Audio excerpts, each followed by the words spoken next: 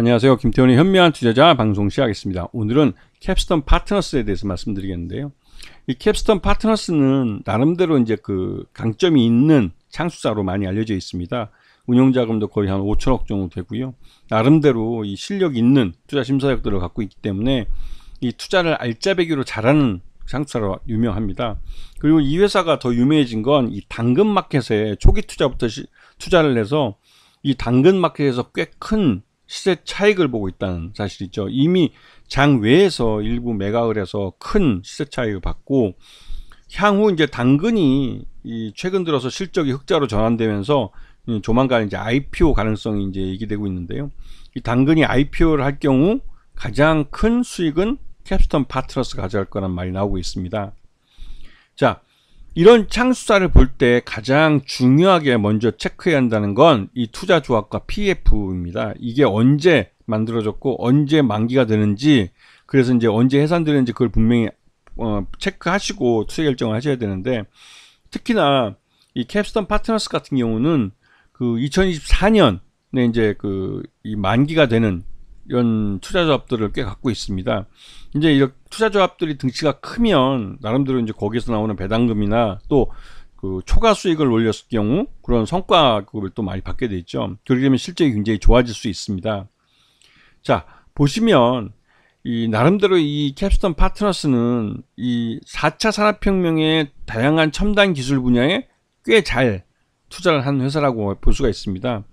이 당근 같은 경우도 그렇고 두나무 같은 경우도 굉장히 알짜배기로 투자를 잘하는 회사죠. 그래서 이쪽 플랫폼이나 커머스 쪽에서 굉장히 강점을 갖고 있고 여기서 꽤 큰 실적을 낼 수 있는 그런 종목, 창수사로 기대를 받고 있는 종목입니다. 그리고 이제 최근 들어서 상장한 지 꽤 됐기 때문에 이제 최대주를 제외하고 나머지 물량들은 대부분 다 보유해서 풀려서 시장 내에 매물이 되면서 이게 유통 물량을 좀 늘려주는 효과를 가져오고 있죠.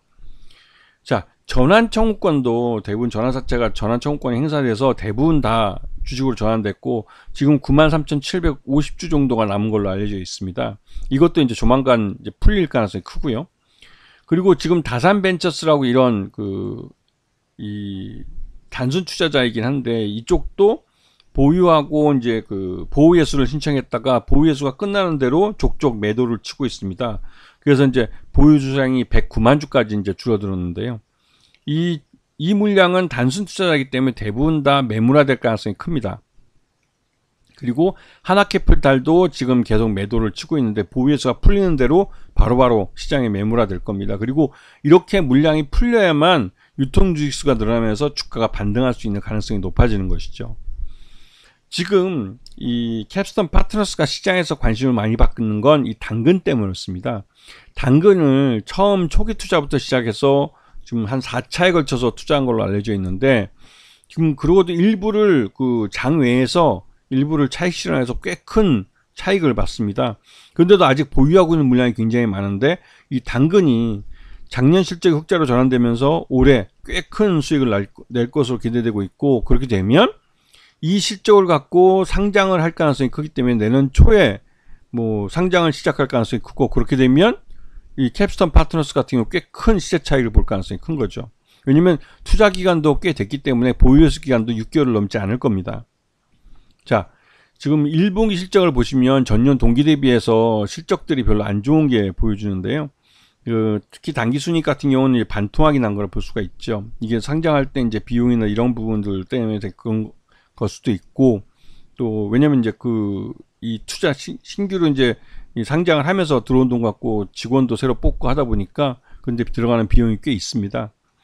자, 보시게 되면 캡스톤 파트너스는 지난 연말에 상장하고 나서 주가가 많이 흘러냈다가 또 그만큼 반등도 했지만 그 이후로 계속 흘러내렸습니다. 그런데 이 창수사들을 이제 관심을 갖고 봐야 될 시점이라는 건 시중에 기준금리가 인하되면서 그만큼의 그러니까 금리 인하를 통해서 이제 수익을 낼 수 있는 기회가 많아졌다는 것이죠. 그에 대해서 충분히 시장에서 관심을 갖고 봐야 할 타이밍이 된 겁니다.